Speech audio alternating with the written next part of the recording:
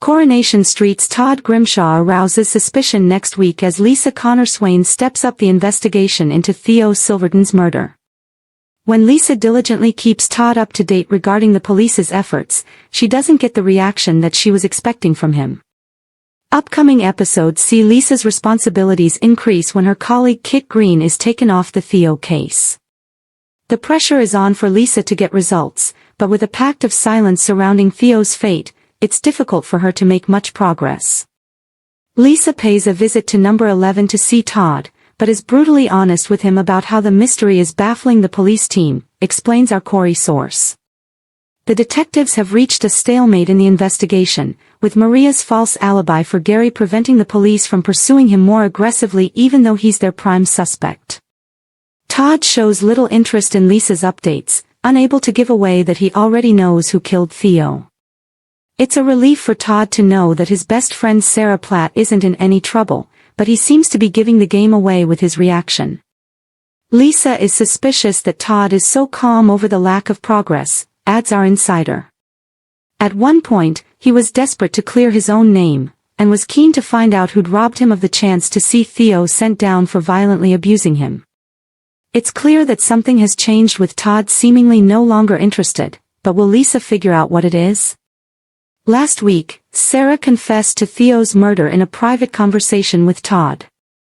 Although Todd promised to keep Sarah's secret, he was appalled by the way she'd taken matters into her own hands. Sarah was crushed as Todd explained that he couldn't be part of her life anymore. Will the pair's friendship ever fully recover? And will Lisa realize what's going on right under her nose? The walls of Weatherfield had always seemed to whisper secrets. Every cobbled street, every quiet corner of Victoria Garden, and every familiar face carried a story waiting to explode. But none was as dangerous as the one weighing heavily on Todd Grimshaw's shoulders. For days, Todd barely slept. Every time he closed his eyes, he saw Theo's face, not angry, not frightened, just staring silently as though asking one impossible question. Why didn't you tell the truth? Todd splashed cold water across his face before leaving his flat. He rehearsed the lie again in his head. Stick to the timeline. Don't change a detail. Don't panic. Easy enough in theory. Impossible in practice. The entire street was buzzing after Theo's mysterious disappearance. Police had intensified their investigation after new forensic evidence suggested foul play. Rumors spread faster than ever. At Roy's Rolls, customers whispered over breakfast. It's got to be someone close to him. No body doesn't mean no murder. Someone's hiding something. Todd heard every word as he collected his coffee. Sarah noticed his shaking hands. You all right? Fine, Todd answered too quickly. You don't look fine. Just tired. She frowned but let him leave.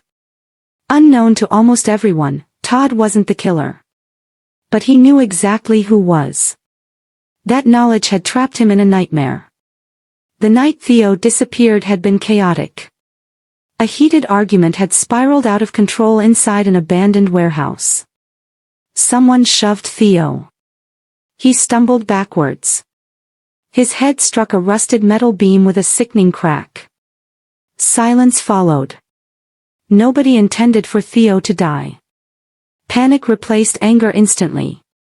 Then came the terrible decision. Instead of calling an ambulance, someone suggested covering everything up. Todd had objected. For nearly 30 seconds. Fear eventually won. Since then, every lie had become another brick in the wall imprisoning him. The police questioned everyone repeatedly. D.S. Swain wasn't convinced. She had begun noticing tiny inconsistencies. Different stories. Changing times. Forgotten details. Todd remained calm, until now. Billy found him sitting alone in the church. You've been avoiding everyone. I'm just thinking. Billy smiled gently. You've always carried other people's problems. This one's different. Billy studied him carefully. What happened, Todd? For one terrifying second, Todd nearly confessed. Instead, he simply shook his head. I can't. Billy looked disappointed but didn't push further. If you're protecting someone, make sure they're worth it. Those words echoed in Todd's mind long after Billy walked away. Were they worth it? He wasn't even sure anymore. Elsewhere, D.S. Swain uncovered something unexpected. A nearby security camera had finally been restored. Most of its footage had been corrupted. But one frame survived. A blurry figure. Todd. Standing near the warehouse later than he'd claimed. It wasn't proof of murder. But it was proof he'd lied. Swain smiled. Now we're getting somewhere. The following afternoon, Todd received another request to attend the station. His stomach dropped. Inside the interview room, Swain placed a single photograph onto the table. Recognize this? Todd froze. It was the CCTV image. I don't know. You don't know yourself. I meant, it's blurry. Swain leaned forward. You told us you went home at 9. Todd nodded. Was taken at nearly 11. Silence. His breathing quickened. I remembered wrong. You remembered 2 hours wrong. I was stressed. Swain didn't believe a word. Back on the street, rumors intensified after officers searched another location connected to Theo. Everyone started looking over their shoulders. Sarah confronted Todd again. Police keep asking about you. It's nothing. It doesn't feel like nothing. I can't talk about it. Then at least tell me you're not in danger. Todd hesitated. I wish I could. That evening, guilt overwhelmed him. He walked alone toward the canal where everything had begun unraveling. Rain poured relentlessly. His phone buzzed. Unknown number.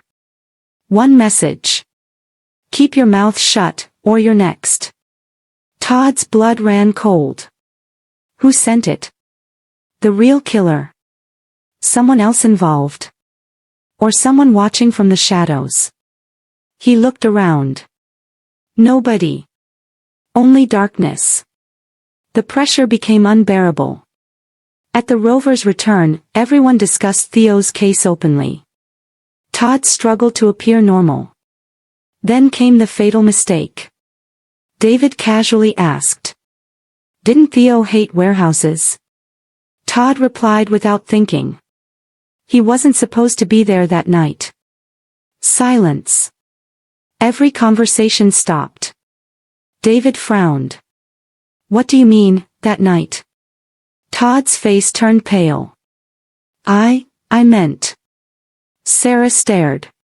You've been saying you knew nothing. Todd couldn't find the words. His accidental comment had revealed knowledge never released publicly. Across the pub, someone quietly slipped outside. Within minutes, D.S. Swain received a phone call. You need to come to the Rovers. The next morning, Todd was summoned again. This time the interview felt different. Swain placed another file on the table.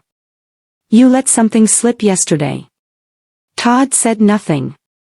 Only investigators know Theo visited that warehouse voluntarily. Still silence. So how did you know? His heartbeat thundered. I guessed. No. She opened another folder. You didn't guess. Photographs.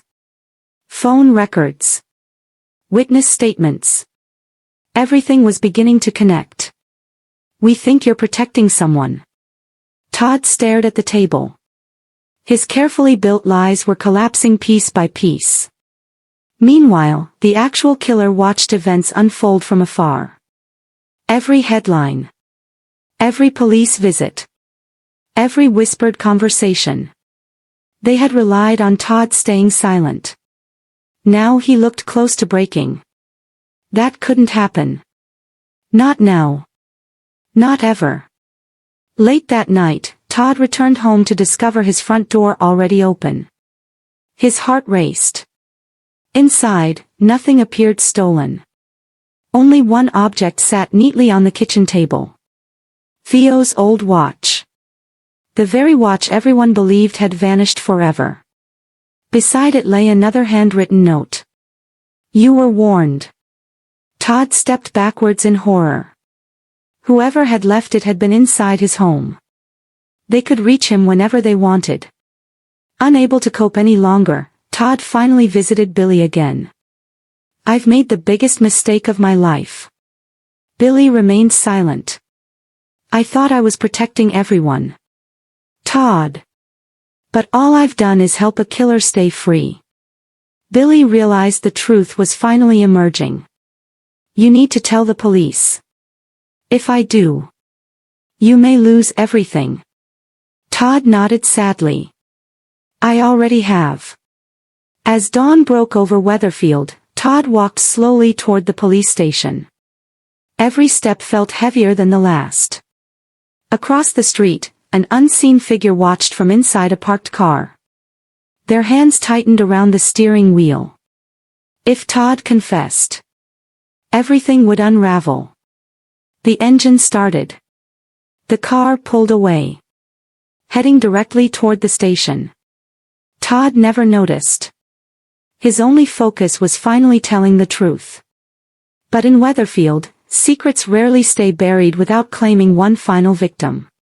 Whether Todd would survive long enough to expose the real killer remained uncertain, but one thing was undeniable.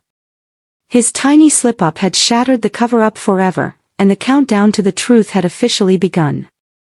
Thanks for watching. Don't forget to like, comment, and subscribe to Coronation Street.